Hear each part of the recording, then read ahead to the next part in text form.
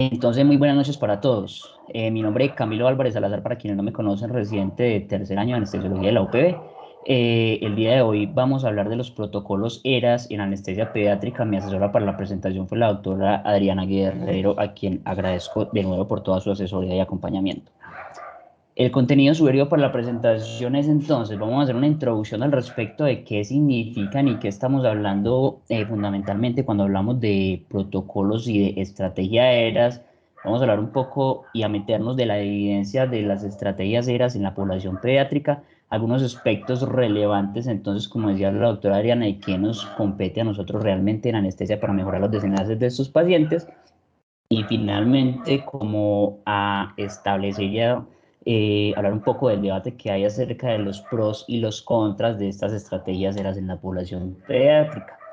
Entonces, vamos a empezar por el primer punto, sobre qué entendemos por protocolos ERAS, y quisiera aumentar un poquito la participación de mis compañeros en este punto, preguntándole a alguno de mis compañeros de R2 que nos responde a esa pregunta, qué entendemos más o menos por protocolos ERAS, grosso modo. Buenas noches, Cami, ¿qué más? ¿Cómo estás? Muy bien, gracias. Buenas para todos. Mira, pues los protocolos ERAS, como su nombre lo dice, son pues unos protocolos que nacieron en una sociedad que se fundó más o menos en 2001 por unos cirujanos y lo que buscan es fomentar como esa recuperación mejorada en las cirugías. Cabe recalcar pues que ERAS es una marca registrada, de hecho los protocolos ellos los venden a las instituciones y tienen como muchos aspectos desde todo el perioperatorio para que los pacientes se recuperen pues como de forma óptima, evitando pues como drenes, mejorando pues como optimizando el manejo del dolor, el tema del ayuno y muchas pues como cosas que abordan a nivel multimodal.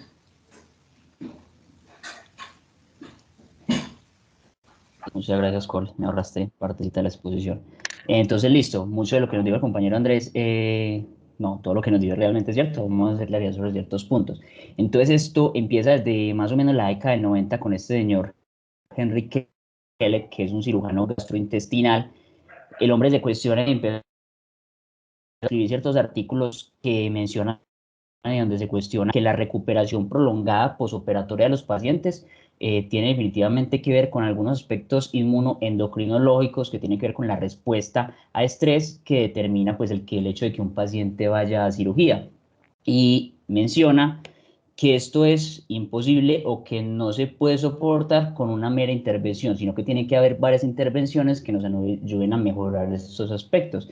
Entonces empieza en 1995 y en esa década ciertos protocolos y ciertas descripciones y publicaciones al respecto de cirugía fast track.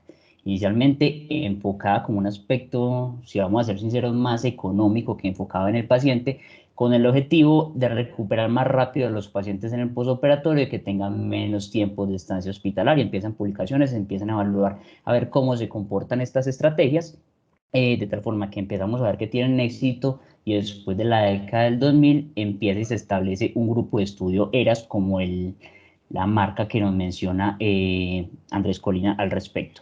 Empiezan entonces ciertos estudios, se propone un protocolo como tal, vamos a ver cómo le va si aplicamos esta serie de estrategias, ya más no con un enfoque económico, sino con un enfoque más enfocado en el paciente, en cirugía colorectal en específico. Y vamos a ver, hagamos un protocolo, involucremos ciertos pacientes del grupo de los que van a cirugía colorectal, miremos a ver cómo les va con esos protocolos, empezamos a ver muy buenos resultados al respecto de la recuperación en esos pacientes en el postoperatorio y sus enlaces. Entonces, viendo que esa estrategia era exitosa y que le va bien a los pacientes, se funda entonces en 2010 la sociedad ERAS, y de aquí en adelante múltiples especialidades se empiezan a crear respecto a unas especialidades y procedimientos específicos, con múltiples publicaciones que nos hablan del éxito de estas estrategias en la recuperación mejorada del paciente en el postoperatorio. De tal forma que en esta gráfica acá abajo les muestro pues como de forma exponencial desde esta década donde empiezan a establecer esos primeros protocolos y empezamos a hablar de los conceptos hasta lo que tenemos al día de hoy, pues casi que el número de publicaciones y la forma en cómo se han presentado es exponencial. Entonces hablábamos y el pionero, el doctor Henrik, mencionaba que esto tiene que ver con la respuesta a estrés quirúrgico en los pacientes. Entonces, ¿cómo se da esta respuesta específicamente en la población pediátrica? Partamos de la definición de estrés. Estrés lo entendemos como una anoxa o una injuria que genera un cambio en la homeostasis y en sí, en los múltiples sistemas de los pacientes secundarios a un estímulo. Pues bien, la cirugía representa un estrés, representa un estímulo que genera unos cambios homeostáticos, por lo tanto, pues es un estrés que le estamos sumando a los diferentes sistemas corporales.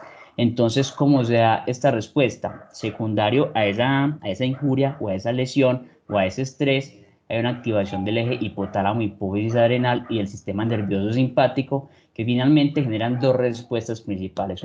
Una respuesta endocrino-metabólica que tiene que ver con aumento de la actividad catabólica y una respuesta inmunológica acelerada, con el objetivo, y esta respuesta inicialmente tiene el objetivo de ser una respuesta protectora a la injuria que se está presentando en la persona, en el paciente que estamos evaluando. Entonces, esto tiene como tres formas de presentarse. Cuando es exagerada esta respuesta, es una respuesta peligrosa para la persona porque puede llevar al desarrollo de un síndrome de respuesta inflamatoria sistémica. Al contrario, hablamos de que esta respuesta es una respuesta en el inicio, cuando es normalita, protectora, pues si no está presentándose de forma adecuada, me lleva a una inmunoparálisis que también genera riesgos para el paciente, aumenta los riesgos de infección y de desenlaces adversos. Entonces, nosotros queremos ubicarnos con las estrategias que aplicamos, pues en la mitad, donde a los pacientes les va bien, donde tienen una respuesta protectora que no es exagerada. Listo. Tengo eco por alguno de los micrófonos. Bueno, listo. Entonces, una respuesta metabólica que no es exagerada. Y cuando queremos evaluar cuáles son las diferencias en los niños y en los adultos de cómo se presenta la respuesta, pues encontramos que si bien en los adultos esta respuesta es más prolongada en el tiempo después de esa injuria por el estímulo quirúrgico, en el niño dura menos tiempo, pero tiene una mayor severidad, mayor intensidad esta respuesta, lo que nos cambia mucho los desenlaces y cómo influye en la población pediátrica. Entonces, los protocolos ERAS nos dicen varias cosas fundamentales. Queremos una atención de alta calidad, que de igual forma, y eso lo mencionábamos desde el principio, optimicemos los recursos con el objetivo de que los pacientes recuperen más rápido y queremos un cuidado centrado en el paciente. Entonces aquí entran varios factores a involucrarse. El primero es que acá en esta primera columna, esto no es aquí no está involucrado solamente un factor, sino que es una estrategia multidisciplinaria en la que tienen que ver los cirujanos, tiene que ver el equipo de anestesia, tiene que ver el equipo de enfermería. Y la otra parte importante, como se los ilustro acá en esta parte superior, es que no solamente es en el intraoperatorio, sino que nosotros como anestesia estamos involucrados tanto en la preadmisión, perdón, en la etapa preoperatoria, la etapa intraoperatoria, en la etapa posoperatoria, perdón. En cada una de estas fases de la atención quirúrgica a nuestro paciente, nosotros tenemos algo que optimizar y tenemos un papel importante. Entonces empezamos a ver, pues a los adultos les está yendo muy bien con este asunto de los protocolos ERAS, miremos a ver cómo le iría a los niños y si esta vaina se está aplicando o no en los niños. Entonces empieza una serie de estudios y en 2016 se publica este que pretende ver qué tanto de esos protocolos se está aplicando y con esa aplicación y con las estrategias que están utilizando, cómo le está yendo a los niños. Entonces, este es un estudio, por ejemplo, grande que involucra 9 estudios entre 2014 y 2016 con 1.200 pacientes que pretende ver cómo se están llevando a cabo esas estrategias en los niños. Entonces, ¿de qué nos dimos cuenta en ese estudio? De que solamente con 4 de todas las estrategias, 21 estrategias que están, por decirlo así, aprobadas o que se estimula para los pacientes adultos, solamente aplicando 4 estrategias, como lo son la ingesta posoperatoria temprana, la movilización temprana y la analgesia ahorradora de opioides y la disminución en el uso de las ondas y catéteres, pues se logró mejoría, disminución en los tiempos de estancia hospitalaria, disminución en los tiempos para inicio de la ingesta oral en el posoperatorio y tiempo para recuperación intestinal. Entonces, la conclusión de los artículos es que, a pesar de que estamos aplicando pocas estrategias en los niños, pues esto está sirviendo y también podría sernos útil en la población pediátrica. Entonces reunámonos, se reunieron un grupo un equipo multidisciplinario, cirujanos, equipo de anestesia y dijeron, pues miremos a ver, todas estas de la primera columna son los elementos ERAS que se aplican a la población de los adultos. Esto pasó en 2018. cojámoslos una por una, hagamos unas reuniones y miremos a ver cuáles sí podrían servirle a los niños y cuáles definitivamente no serían tan útiles para probar, porque ya vimos que esto está funcionando aplicando solamente pocas estrategias. Entonces se llegó al consenso que de 21 estrategias que se aplican generalmente en los varios protocolos que hay para los adultos, 19 podrían ser útiles para los niños y dejan como cuestión o de forma controvertida el uso de la preparación mecánica intestinal que no se recomienda en los adultos y el uso de la insulina para el control de la hiperglicemia severa. Y se empieza a evaluar a ver cómo nos va, qué tanto estamos aplicando cuando no aplicamos estrategias ceras versus si aplicamos estrategias ceras ya en la población pediátrica como tal y aplicando más estrategias. Y vemos que se están empezando a aplicar más. Demostramos que en estudios pasados se aplicaban solamente 5 de todas esas estrategias disponibles hasta este estudio que nos mostró que ya se empiezan a aplicar 11 de todas las estrategias disponibles, que sigue disminuyendo la estancia hospitalaria de forma estadísticamente significativa, que disminuye el tiempo para la dieta regular, que los pacientes están utilizando menos dosis de opioides y que eso les mejora estos desenlaces que explicamos acá en la parte superior, que hay menos cantidad de líquidos endovenosos que se les están administrando y que esto no tiene que ver con aumento o disminución en la tasa de complicación ni en la tasa de readmisión a los 30 días. Entonces la conclusión es, esto le sirve a los niños, empecemos a aplicarlos y empiezan a aparecer ciertos grupos de tal forma que hay varias estrategias y varios protocolos aplicados de estrategias de recuperación intensificada después de la cirugía en la población pediátrica. Entonces, como mencionábamos al principio, esto es un trabajo multidisciplinar en el cual está involucrado enfermería, en la parte administrativa, el equipo de anestesia, el equipo de cirugía, y que esto realmente funciona cuando se aplica en forma de protocolos institucionales, y esto nos lo menciona el compañero Andrés, de hecho. Vamos a enfocarnos en esta presentación en lo que de pronto nos compete un poco más a la parte de anestesia.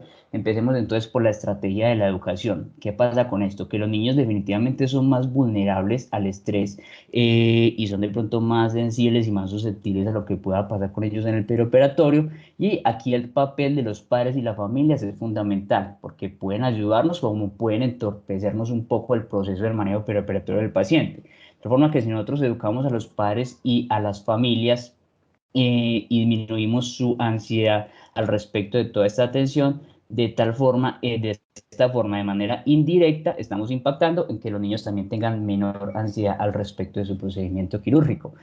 La educación también tiene que ver con niños, obviamente estamos hablando de la población pediátrica, pero tenemos que ser muy sensibles al respecto de qué información le damos.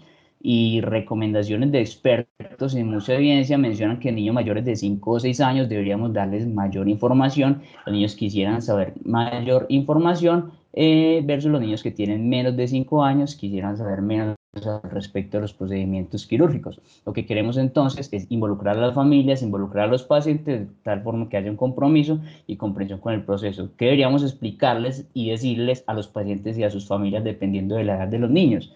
¿Qué procedimiento quirúrgico se les va a hacer? Que ellos tengan muy claro qué es lo que se les va a hacer a su niño, cuál es la técnica anestésica que se va a aplicar, explicarles, dejarles claro qué tanta o qué tan poca posibilidad de dolor posoperatorio hay y de la mano de esto cuáles son los reales riesgos con la anestesia. Y ellos quieren saber qué va a pasar con sus niños en el posoperatorio, a dónde van a ir, quedan hospitalizados, se van para la casa. Todo esto se le debería explicar a las familias y a los niños dependiendo de su edad. Y eso es estudiado, esto no es solamente recomendación de los expertos, sino que tiene algunos estudios.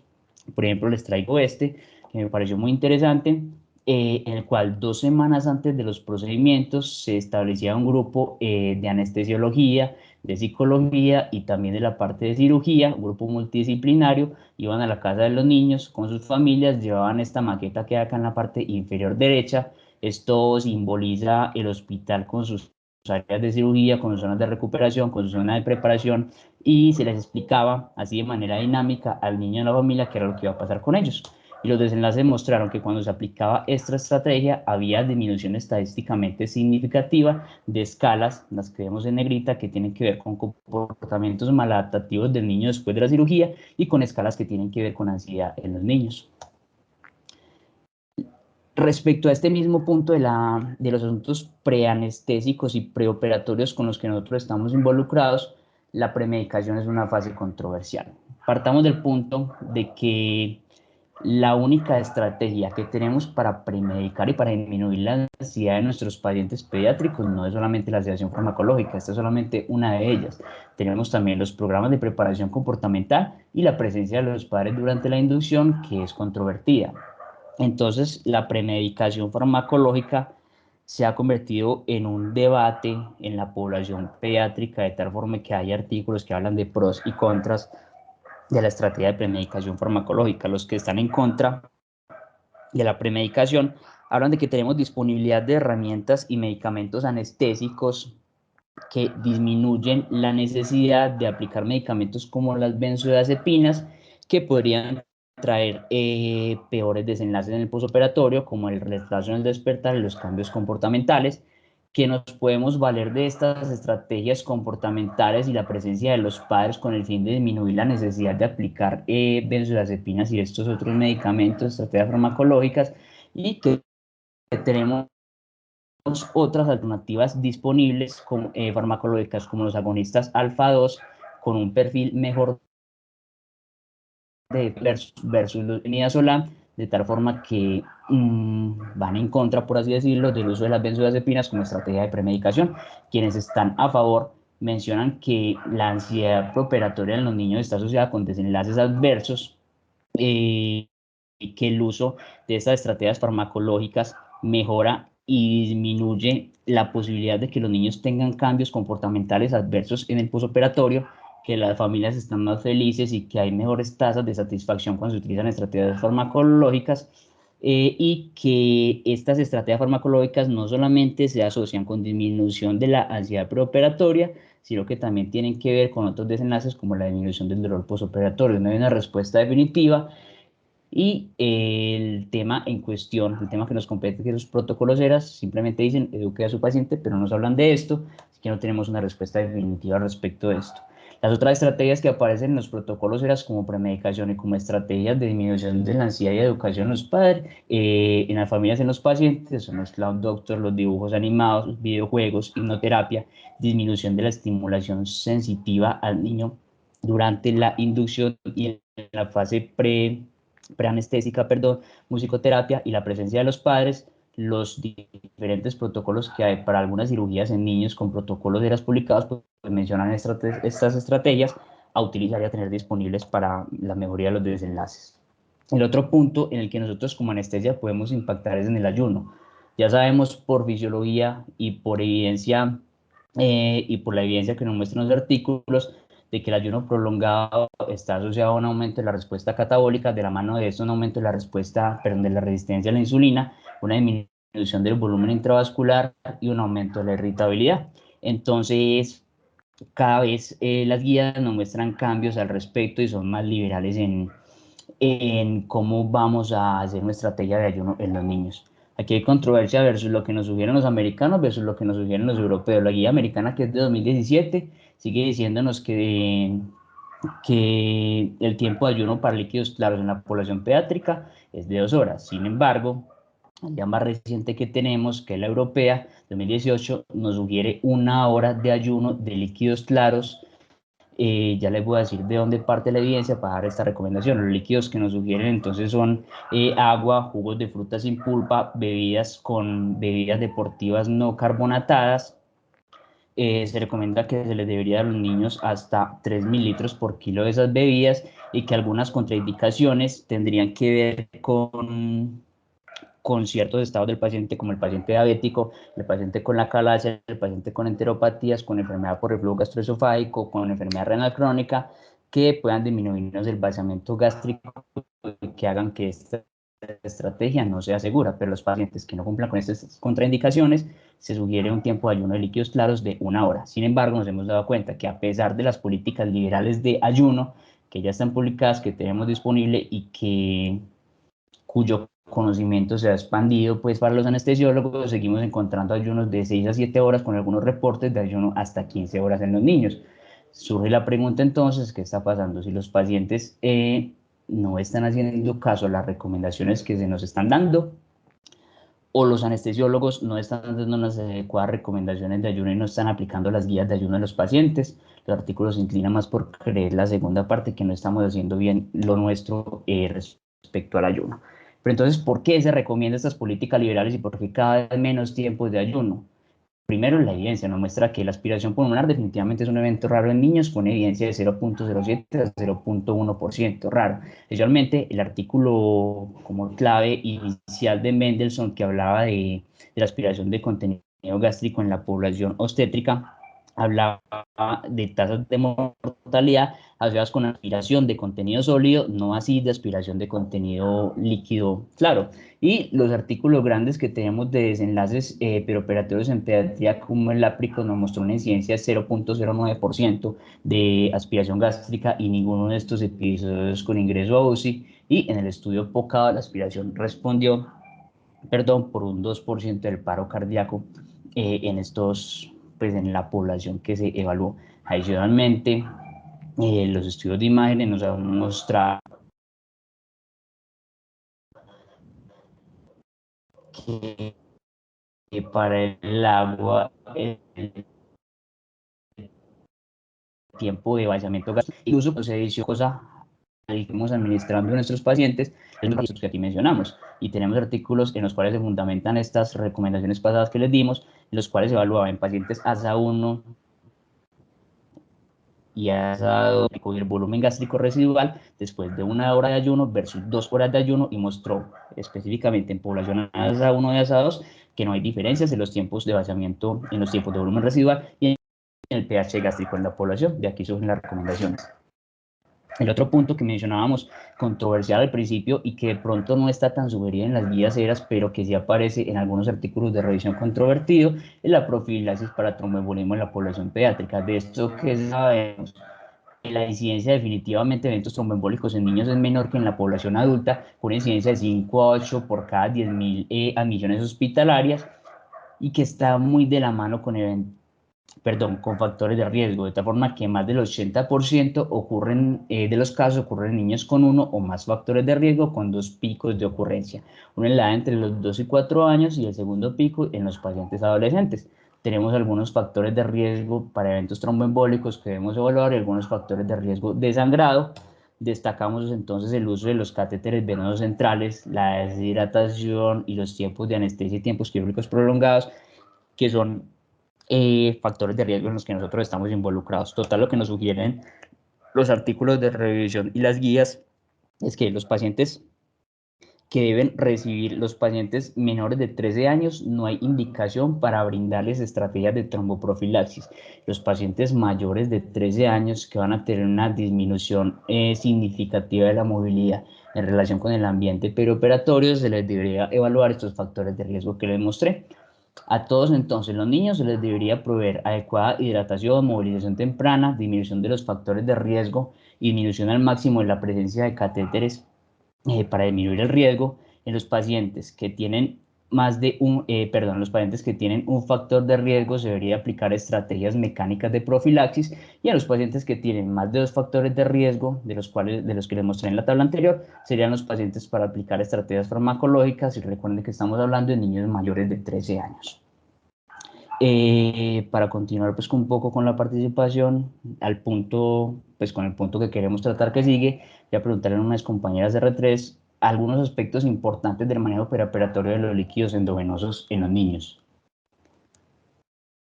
Cami, hola, buenas noches. Hola, Pauli. Pues en los protocolos ERAS, el manejo de líquidos, pues como que lo mencionan como un continuum, no solamente se debe limitar a estrategias en el intraoperatorio, sino que cobra mucha importancia lo que estabas hablando ahorita del preoperatorio, de hacer ayunos que no sean demasiado prolongados. En muchos protocolos, pues en adultos, no sé en pediatría, pero mencionan las bebidas ricas en carbohidratos previo a la cirugía.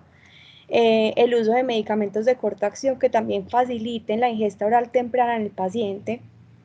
Todo eso va a tener impactos en dolor, en náuseas y vómitos, entonces hay que tenerlo en cuenta. Y en el intraoperatorio, pues usar soluciones que sean balanceadas. Y en el artículo que mandaste decía que ni siquiera en adultos está todavía muy evidenciado que la terapia dirigida a metas tenga pues como mucho resultado en los protocolos ERAS, pero es como lo que más recomendarían en este momento. De acuerdo, Pauli, muchas gracias. De acuerdo, como lo mencionaba Pauli, entonces, sí, definitivamente, como Pauli lo mencionaba, nunca nos da una fórmula mágica o un número, administrele esta cantidad de líquidos a los niños. ¿Qué nos dicen? Use los líquidos de forma racional y juiciosa y su objetivo es mantenga la perfusión tisular, pero no produzca edema porque esta se ha asociado con aumento de los tiempos de estancia hospitalaria, que es lo que no quieren los protocolos ERAS. Y este aumento excesivo de líquidos ya se ha evaluado también en la población pediátrica, está asociado con estancia hospitalaria mayor de 6 días, con tiempo para la primera ingesta mayor de 4 días, con requerimiento de oxígeno suplementario más de 24 horas. De forma clásica, nosotros en anestesia hemos repuesto en los niños el déficit de líquidos por ayuno, las pérdidas y el mantenimiento intraoperatorio en anestesia.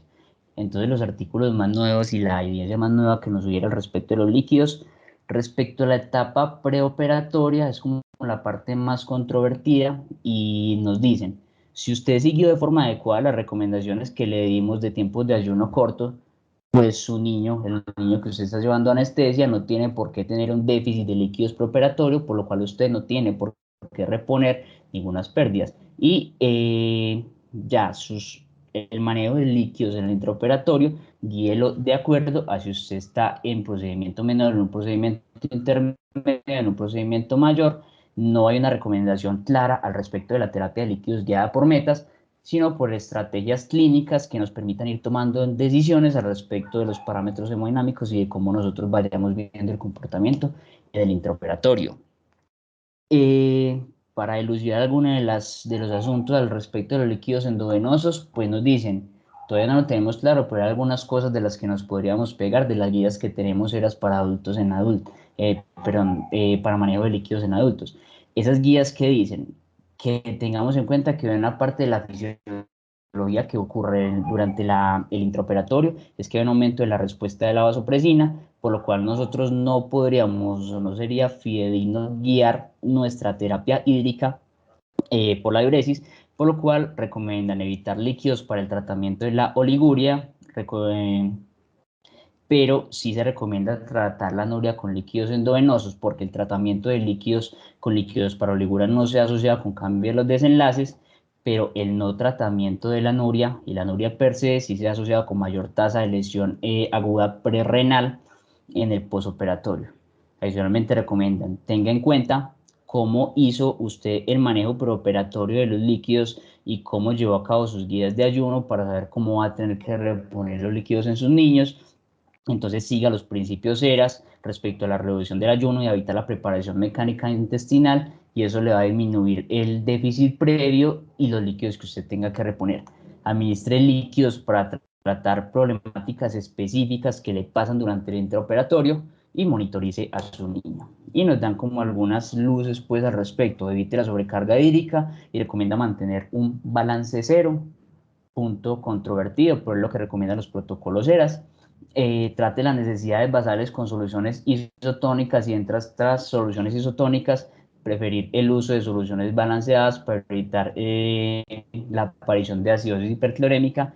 En neonatos, la recomendación para tratar los flujo metabólicos es tratarlos con concentraciones de destrozas del 1 al 2,5% y tengamos en cuenta que las cargas rápidas de líquidos causan mayor distribución en el espacio intersticial, menor éxito en la expansión intravascular, daño del glucocáliz, desarrollo de edema, lo que se ha asociado con mayores tiempos de estancia en el postoperatorio, y medidas como la base exceso, el delta de CO2, el lactato le pueden ayudar para la reanimación. Aquí las variables dinámicas que utilizamos en adultos como la variabilidad de la presión de pulso, las cargas de líquidos, no tienen tanta evidencia aún en la población pediátrica, por lo tanto no aparecen tan recomendadas.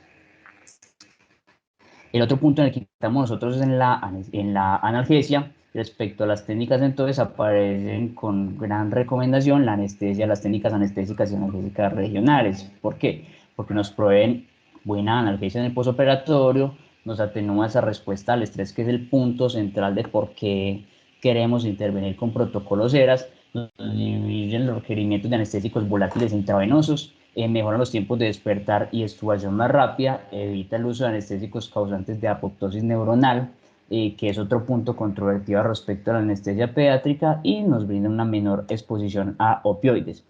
Al respecto, entonces, el plan es la sociedad que se encarga de evaluar los desenlaces de las técnicas de anestesia regional en la población pediátrica y cada cierto tiempo publican cómo van sus desenlaces al respecto de los estudios. El último que publicaron fue en 2018, publican los resultados de 100.000 bloqueos en un periodo de 10 años. Les pido disculpas porque me quedó un poco cortada la imagen acá, pero entonces quería mostrarles cómo incluso desde la edad neonatal hay un gran reporte de varias técnicas, tanto neuroaxiales como de tronco, como de extremidades, reportadas con tasa de eventos adversos muy bajos. Las mayores tasas de eventos adversos están dadas para el desenlace de infección, como vemos acá en la columna que les señalo, pero para toxicidad sistémica por anestésicos locales y para complicaciones neurológicas al uso de las técnicas de anestesia y analgesia regional, mencionan que las tasas de incidencia se comportan igual a como se comportan los adultos, entonces nos animan a utilizar más de lo que estamos utilizando las técnicas de anestesia y analgesia regional en niños. Adicionalmente, utilicemos técnicas de analgesia multimodal y en los protocolos eran, mientras más libres de opioides estén, pues mucho mejor para los desenlaces postoperatorios y ya sabemos como la gran cantidad de estrategias farmacológicas que tenemos para el uso de analgesia en nuestros niños. El otro punto es la temperatura. Hay una variación que reportan algunos artículos para definición de hipotermia en los niños, de tal forma que para los niños menores de 5 años hablamos de hipotermia desde menos de 36.5 grados, para los niños mayores de 5 años hipotermia menos de 36 grados. ¿Qué pasa con esto? Que hay como cierta controversia, y es que pasa que los primeros dispositivos que se describieron y se utilizaron para el tratamiento y la prevención de hipotermia perioperatoria, pues se utilizaron en los niños. Por lo tanto, deberíamos tener más experiencia y deberíamos manejarlos mucho mejor en niños, pero los estudios y los reportes nos muestran que nuestros niños siguen reportando hipotermia durante el perioperatorio. Los reportes nos hablan algunos de tasas del 50% de niños con hipotermia en el perioperatorio, algunos otros estudios hablan del 80%, pero definitivamente las tasas son altas. Aquí hay algunos puntos que pueden favorecer eso, y es que los niños definitivamente con su fisiología les va mal y entramos, por así decirlo, perdiendo respecto a que tienen una menor capacidad reguladora, a que tienen estas respuestas son menos efectivas, a que tienen una mayor área de superficie corporal expuesta, y que tiene una menor posibilidad de aislamiento térmico, disponibilidad de grasa subcutánea, entonces la fisiología definitivamente les es adversa. ¿Qué pasa con esto? Que cuando permitimos que nuestros pacientes, nuestros niños estén hipotérmicos durante el perioperatorio, se ha asociado a mayores tasas de sangrado y transfusiones, a mayores trastornos hidroelectrolíticos, aumento de la concentración de catecolaminas, aumento de la infección del sitio operatorio, retraso en el despertar, y algunos estudios hablan incluso de la mortalidad. ¿Por qué? Porque definitivamente está involucrado en muchos aspectos de la fisiología. Tiene que ver con respuesta pulmonar vasoconstrictora, con aparición de atelectasias, con metabolismo anaerobio, con aumento del consumo de oxígeno, de tal forma que nos lleva a desenlaces adversos que tienen que ver con hipoxemia, con acidosis y con hipoglicemia, y detrás de eso toda la cascada de eventos adversos que se pueden ir detrás de estos desenlaces secundarios. Recordemos entonces cómo se da la fisiología de la pérdida de temperatura durante el perioperatorio. Tiene que ver con la interacción tanto de contacto como del ambiente en el cual están nuestros pacientes. Los niños, la mayor fuente por la cual nuestros niños pierden calor en el perioperatorio es por la fuente de radiación. Y recordemos que hay unas fases de pérdida del calor en el intraoperatorio. Una fase inicial que es exponencial durante la inducción, que tiene que ver con esa respuesta vasodilatadora a los medicamentos anestésicos que nosotros estamos administrando, que los niños pueden perder hasta 1 grado en la primera hora. Luego sigue una fase lineal y luego sigue una fase de Platón. Pero es importante entonces esta fase exponencial porque es la que nos habla que nosotros tenemos que estar preparados desde el preoperatorio y la preinducción para evitar que nuestros niños pierdan temperatura y evitarles esos desenlaces adversos. Entonces algunas recomendaciones son desde el preoperatorio, monitoricemos la temperatura. En el intraoperatorio, definitivamente pues hay que monitorizar la temperatura. Los métodos más recomendados son el monitor esofágico, el monitor nasofaringeo, que son los que más se acercan a la temperatura central, y en el posoperatorio sigamos las medidas de calentamiento y continuemos monitorizando la temperatura. Algunas estrategias que se mencionan entonces, definitivamente el precalentamiento, porque ya vimos cómo es que los niños pierden una fase exponencial durante la primera hora de la inducción anestésica. Ojo con el transporte por esa pérdida de calor por convección, desde, no sé, de áreas de hospitalización a cirugía, desde áreas de preparación hasta el quirófano, porque acá podemos estar perdiendo la batalla contra la pérdida de la temperatura. Un calentamiento de la sala previamente, punto controvertido, pero se recomienda mantener temperaturas mayores de 24 grados en las salas donde vamos a operar a nuestros niños, el calentamiento activo antes de la inducción, el aislamiento de partes descubiertas que escapan de la posibilidad de calentarlos con mantas de calor térmico, con mantas de aire forzado, perdón, y acá se recomienda fundamentalmente el aislamiento de la cabeza cuando sea posible porque es una gran área de superficie corporal por la cual los niños pueden perder temperatura. Y definitivamente monitoricemos lo que está pasando y miremos cuál es la respuesta para evitar complicaciones, pues el manejo de la temperatura y su monitoría no es inocuo y hay descripciones de quemaduras severas por el manejo de la temperatura en nuestros pacientes. El otro punto son las náuseas y vómito posoperatorio. Tenemos varias estrategias, no solamente las farmacológicas. Si hacemos una adecuada hidratación al respecto del seguimiento de las guías de ayuno en el preoperatorio, en el intraoperatorio, pues tenemos menos posibilidad de náusea y vómito posoperatorio. Tenemos la estrategia de profilaxis farmacológica, estrategias anestésicas como el uso de menos anestésicos volátiles y menos anestésicos opioides en la medida de lo posible y en relación con las otras estrategias anestésicas regionales que utilicemos, y que la terapia debe ser individualizada basada en factores de riesgo. Entonces, la que se recomienda y la que tenemos en el cuarto consenso en el manejo de náusea y vómito posoperatorio, publicado, que tiene una parte respecto de la población pediátrica, es la aplicación de la escala de Eberhard, en la cual tenemos los factores de riesgo principales con cirugía mayor de 30 minutos, edad mayor de 3 años, cirugía de estrabismo, historia de náusea y vómito posoperatorio, que nos va a dar un perfil de factores de riesgo. Nos da unas estrategias principales de prevención de náusea y vómito que ya hemos mencionado previamente, y es favorecer las técnicas anestésicas intravenosas sobre los anestésicos volátiles, favorecer las técnicas de anestesia regional, evitar el uso de opioides al máximo y preferir como estrategia para la reversión del bloqueo neuromuscular el uso de sugamaes o el uso de neostigmina. Entonces, vamos a hacer una estratificación del riesgo que ya mencionamos, vamos a clasificar nuestra población como bajo riesgo, mediano riesgo o alto riesgo, y en base a esto vamos a administrar nuestra profilaxis. Tenemos las estrategias principales que se nos mencionan, son el uso de la dexametasona y los antagonistas de receptor de serotonina. Sin embargo, pues otros artículos nos dan una amplia gama de medicamentos que tenemos disponibles para la prevención de náusea y vómito posoperatorio en nuestros niños. Entonces hablamos de que acá nos íbamos a enfocar en las estrategias que nos competen a nosotros en anestesia como tal, las mencionamos, pero sabemos que esto es un asunto multidisciplinario en el cual hay otros grupos involucrados, y esos grupos están encargados de ¿qué? De la prevención de infecciones del sitio operatorio, mientras con todas las estrategias de parte de enfermería y de parte del equipo de cirugía, técnicas en lo posible mínimamente invasivas, evitar preparación mecánica intestinal, evitar sondas y drenes y el establecimiento de la vía oral temprana. Como vimos entonces, el asunto de los protocolos ERAS en pediatría es muy nuevo. Este es como el primer Congreso Mundial de Protocolos ERAS en Pediatría. Vimos acá que apenas se llevó a cabo en el año 2018.